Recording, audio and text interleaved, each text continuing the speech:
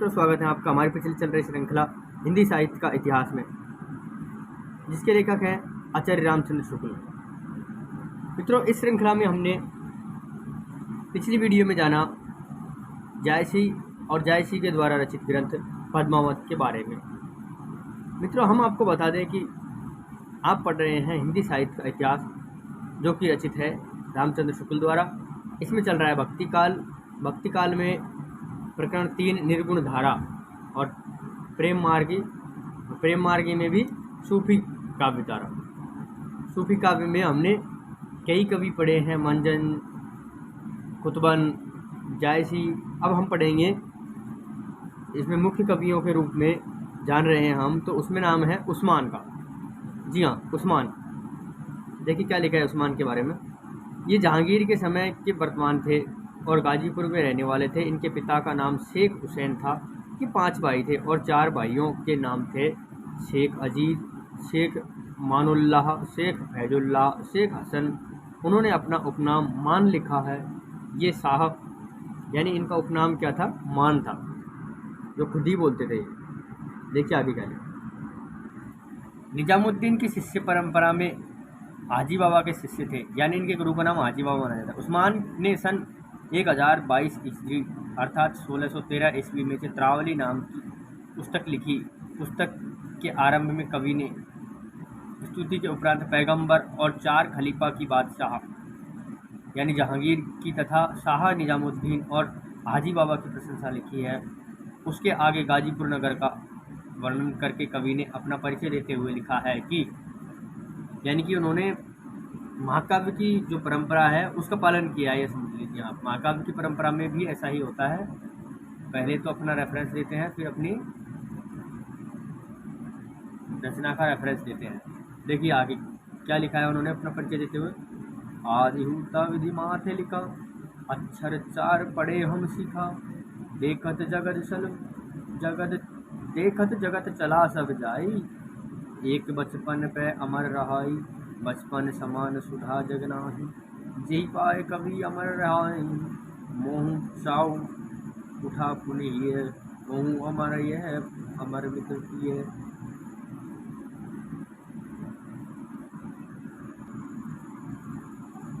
कवि ने योगी ढूंढन खंड में काबुल, बदख्खां, हुरान, रुस, शाम, मिस्र, इस्तांबुल, गुजरात, सिंगलदीप आदि अनेक देशों का उल्लेख किया है। सबसे विलक्षण बात है कि जोगियों का अंग्रेजों के द्वीप में पहुंचना। बुलंदीप देखा अंग्रेजा, तब जहां जई कठिन करेजा। ऊंच नीच धन संपत्ति हेरा, मद बराह भोजन जिनकेरा। देखिए जायसी से इनकी भाषा कितनी मिलती जुलती है, आप खुद अंदाजा लगा सकते हैं। कवि ने इस रचना में जायसी का पूरा अनुकरण किया है। जो विषय जायसी ने अपनी पुस्तक में रखे हैं, उन विषयों पर उस्मान ने भी कुछ कहा है। कहीं तो शब्द और वाक्य विन्यास भी वही है, पर विशेषता यह है कि कहानी बिल्कुल कवि की कल्पित, जैसा कि कवि ने स्वयं कहा है। यानी कि ये उस्मान जो है, ये कवि के जो जायसी है इनके शिष्य बराबर है। इनकी परंपरा से ही इन्होंने अपना सारा काम किया है, परंतु ये कल्पित ज़्यादा लिखते थे। कथा में इन्होंने स्वयं कल्पित कहा है। कथा एक में ये उपाय, कहत मीठ ओ सुन ओ शाही। कथा का सारांश यह है। यानी कि मित्रों, अगर हम देखें सारांश दया, तो इन्होंने भी जायसी की परंपरा का ही पालन किया है और जायसी के बाद में इनका कार्यकाल आता है, जैसा कि 1022 हिजरी कहा है यहाँ पर लेखक ने। तो उसी के हिसाब से इन्होंने यहाँ पे विवरण दिया हुआ है। देखिए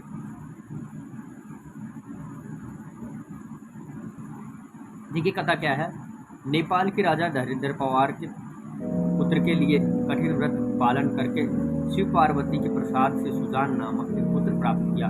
सुजान कुमार एक दिन शिकार में मार्ग देव यानी प्रेत की मड़ी में जा सोया।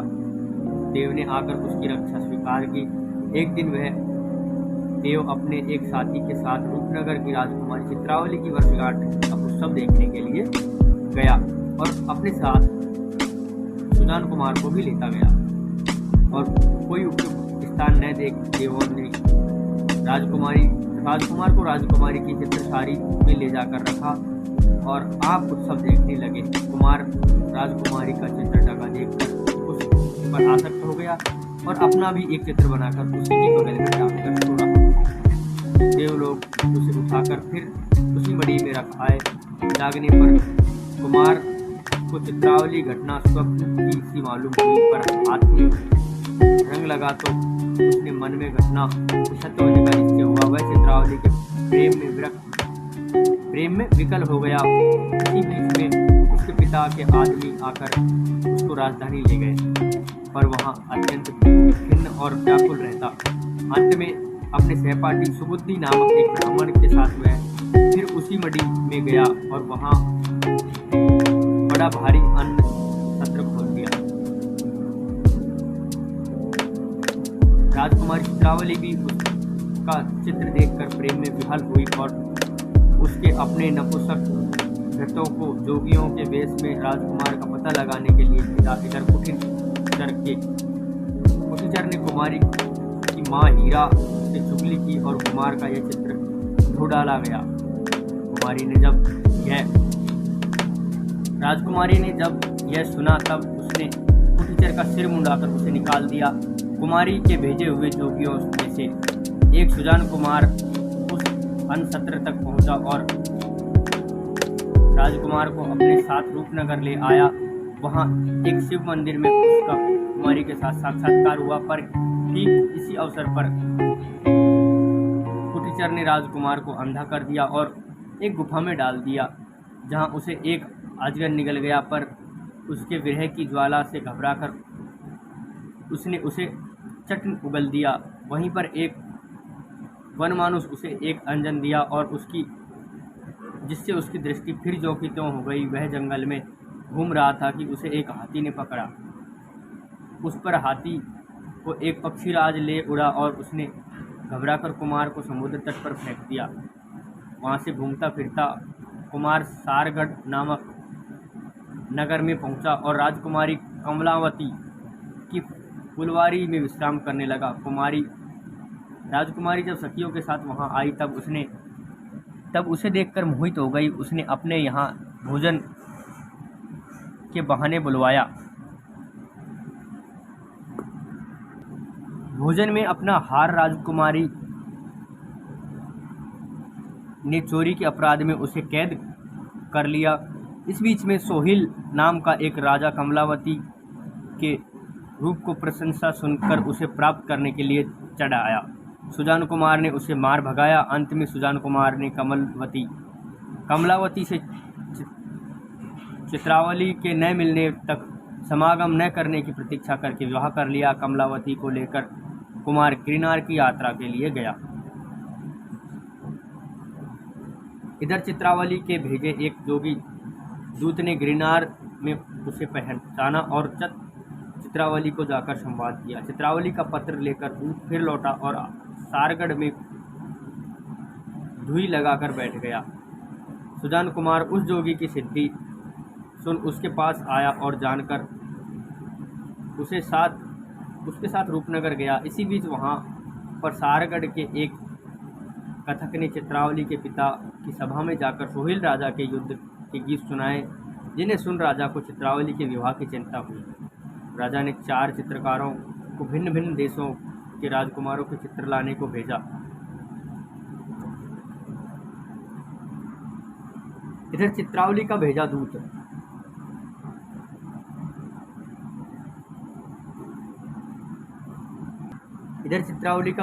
वह जोगी दूत सुजान कुमार को एक जगह बैठाकर उसका आने का समाचार राजकुमारी को देने आ रहा था।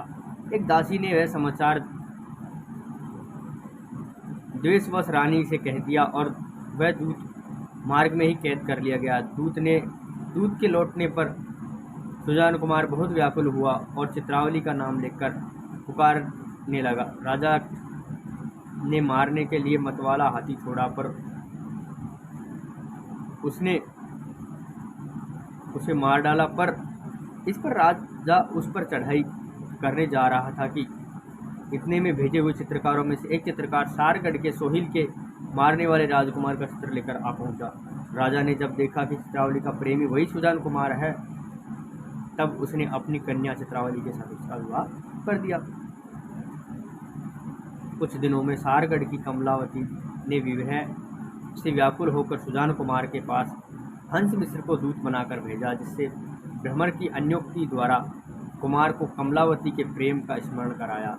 इस पर सुजान कुमार ने चित्रावली को लेकर स्वदेश की ओर प्रस्थान किया और मार्ग में कमलावती को भी साथ ले लिया। मार्ग में कवि ने समुद्र के तूफान का वर्णन किया और अंत में राजकुमार अपने घर नेपाल पहुंचा और वहां दोनों रानियों सहित बहुत दिनों तक राज किया। जैसा कि कहा जा चुका है, उस्मान ने जायसी का पूरा अनुकरण किया है और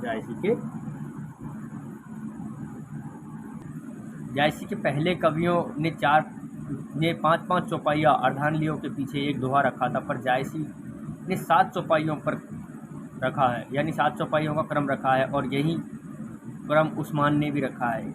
कहने की आवश्यकता नहीं है कि कहानी की रचना भी बहुत कुछ आध्यात्मिक दृष्टि से हुई। कवि ने सुजान कुमार को एक साधक रूप में चित्रित ही नहीं किया, बल्कि पौराणिक शैली का अवलंबन करके उसने उसे परम योगी शिव के अंश के से उत्पन्न तक कहा। महादेव जी राजा धरणीधर पर प्रसन्न होकर वचन देते हैं कि देखिए मित्रों, ये कहानी चाहे कैसी भी हो, किसका भी अनुसरण हो, पर ये कहानी आप अगर गौर फरमाएंगे तो ढोला मारूरा दोहा से अनुसरण की हुई जरूर लगेगी आपको। इसके बारे में विस्तार से बात करेंगे। यदि आपकी इच्छा है तो कमेंट बॉक्स में कमेंट करिएगा। देखिए आगे क्या लिखा है।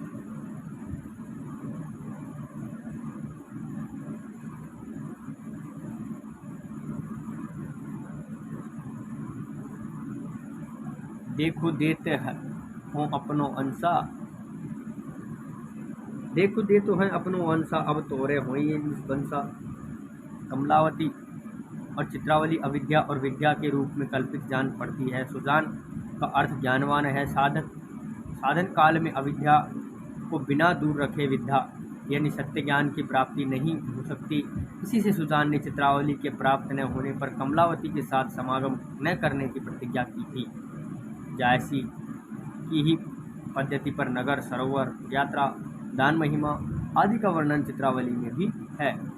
सरोवर क्रीड़ा के वर्णन में एक दूसरे ढंग से कवि ने ईश्वर की प्राप्ति की साधना की ओर संकेत किया है। चित्रावली सरोवर के गहरे जल में यह कहकर छिप जाती है कि मुझे ढूंढ ले, उसकी जीत समझी जाएगी।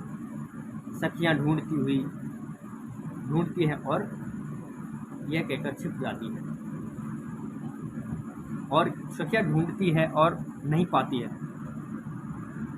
देखिए यहाँ कुछ पद दिए हुआ है। सरोवर ढूंढी सब पची रही, चित्रिनी खोज न पावा कहीं। निकसी तीर वही बैरागी, अरे ध्यान सुत बिने लागी। चतुरानन पड़ी 4 बेदू, रहा खोजी पै पाऊँ न भेदू। हम आंधी जय आप न सूझा, भेद तुम्हारा कहाँ ले लो बूझा। कोई न ठाऊं जहाँ तुम नाही, हम सरव ज्योति देखे कहीं।